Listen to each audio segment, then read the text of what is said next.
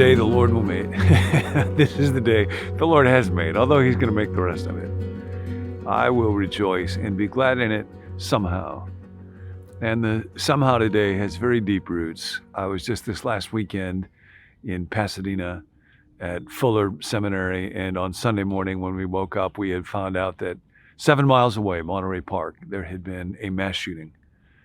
And I think 10 people so far have died from that. That was Sunday. I got home 2 days later, and actually 1 day later, and into the Bay Area and in Half Moon Bay, where we would often do go to see the ocean, to walk, to surf. One of our kids used to work at Half Moon Bay Surf Shop. Half Moon Bay had a mass shooting, and 7 people died. And it is so painful to the soul to keep reading of these. So I thought it would be good to talk for a while to us. We want to be in prayer. When I was at Fuller, the community immediately sent a message of prayer and lament, and walking alongside of folks. Several folks in that community live in Monterey Park or go to church in Monterey Park. And we want to be part of whatever the solution could be. 45,000 people every year die from gun violence. So we want to be in prayer.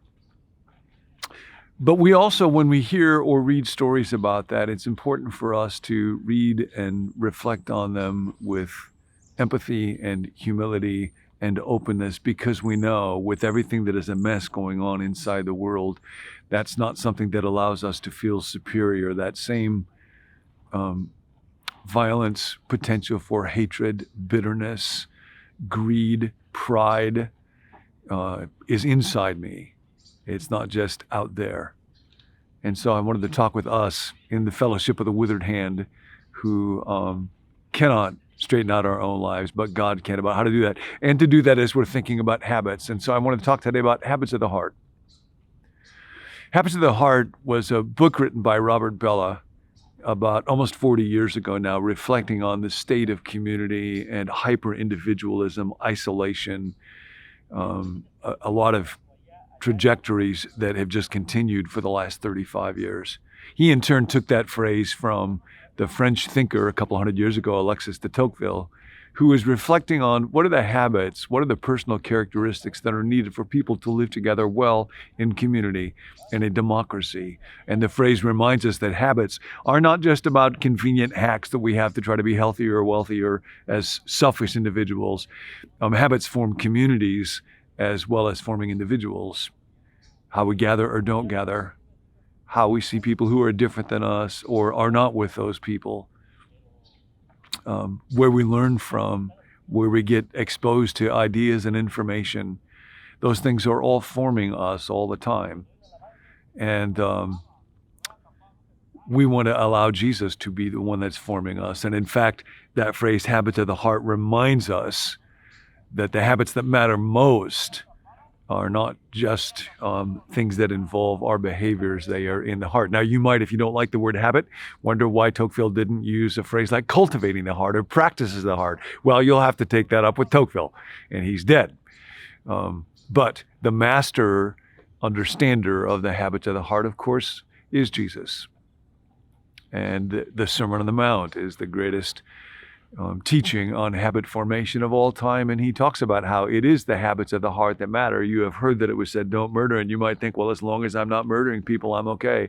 But I tell you, anybody who is angry with his brother or sister in his heart is subject to judgment.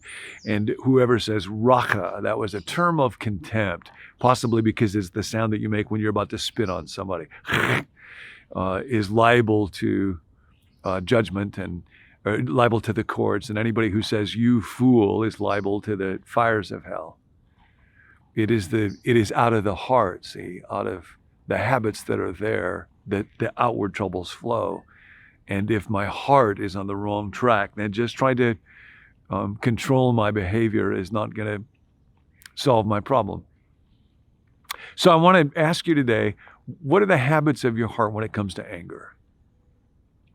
How do you deal with it when you get hurt or frustrated or afraid? Because Neil Warren used to say those are the primary emotions, out of which our anger. Anger is what happens when the will is frustrated, out of which our anger emerges. John Gottman, the great marriage researcher, is able to predict with 95% accuracy after just a few minutes watching a couple whether or not they will get divorced because of what he calls the 4 horsemen. These are really 4 habits of mismanaging anger. Criticism, and that's not complaint. Complaint is just, when you said this, my feelings were hurt. Criticism is you don't care about anybody but yourself. It's a statement of judgment, and then that leads to contempt. Eye-rolling, mockery, sarcasm. Contempt is the number one predictor of divorce. It's sobering to me to know how easy it is for me to express contempt with just a look. People who know and love me have told me that. And then defensiveness, I can't be wrong. And then that leads to stonewalling, withdrawal, refusal to engage, pouting, being stubborn, what Swedes call normal relational behavior. And that's what destroys relationships. So what's the alternative to that?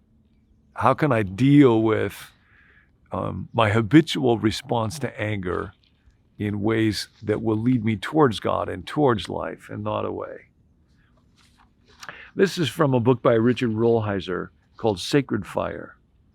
And his suggestion is, let suffering soften your heart rather than harden your soul.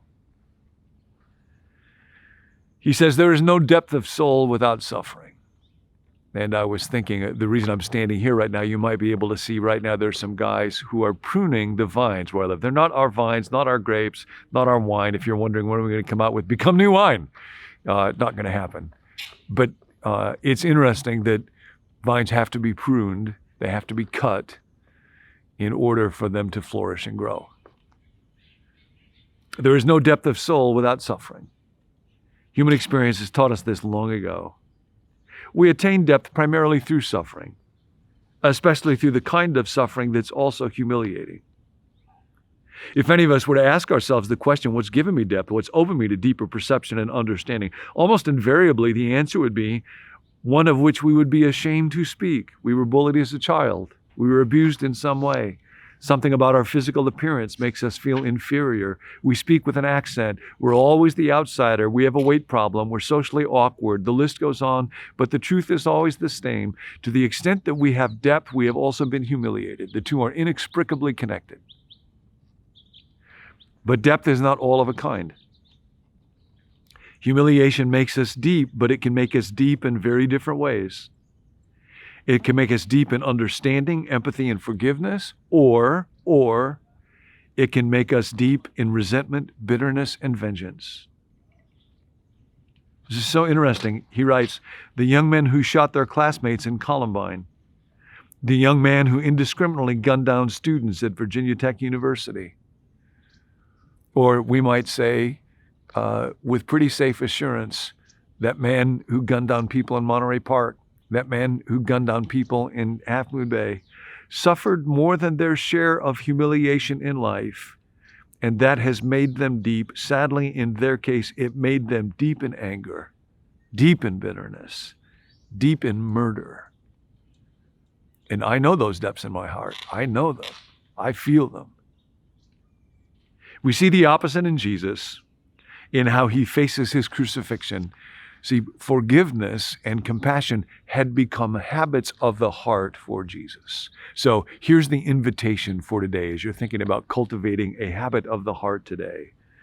And it has to do with forgiveness. Today, as you walk through the day, bless more and curse less.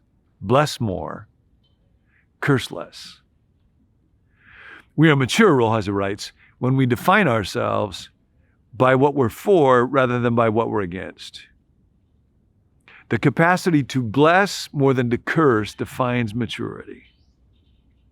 Nothing so depresses us as cursing others, just as nothing brings as much joy into our lives as blessing others. When we act petty, we get to feel petty. When we act like God, we get to feel like God, and God is never depressed because God is always blessed and always blessing.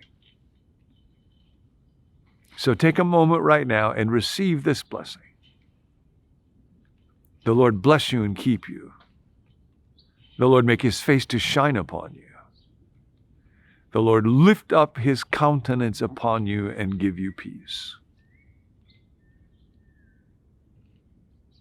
Receive that blessing into your heart. And now I want you to think of one other person in your life. It may be a friend, maybe a difficult person if you're up for the challenge in this moment.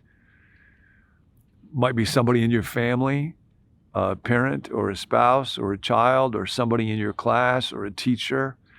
And I want you to bless them before God. I want you to will their good right now. Think of that person, their face, their life, their voice. God, would you bless that one? Would you make your face shine on them? Would you bring life and good things into their being? And now I want to invite you for the rest of the day, just think for a moment about who you might talk to, what meetings you might be a part of, what phone calls, who you might email. Ask God right now, God, would you help me bless and not curse? Because when we bless like God, we get to feel like God. Because love is habit forming. Hi, I'm Tim. Thanks for joining us. You mean so much to us as a community, and we hope that this series helps you build some new habits in your life to help you grow spiritually one day at a time. And we want to hear from you throughout this series. If you have questions, you can put them in the comment box wherever you're watching, or you can email us or text us. And at the end of the series, we're going to sit down with John and talk about some of your questions. For more resources, you can visit becomenew.me. And to spread the word, you can hit subscribe, share this video with a friend, or give us a review on podcasts wherever you're listening. We'll see you next time.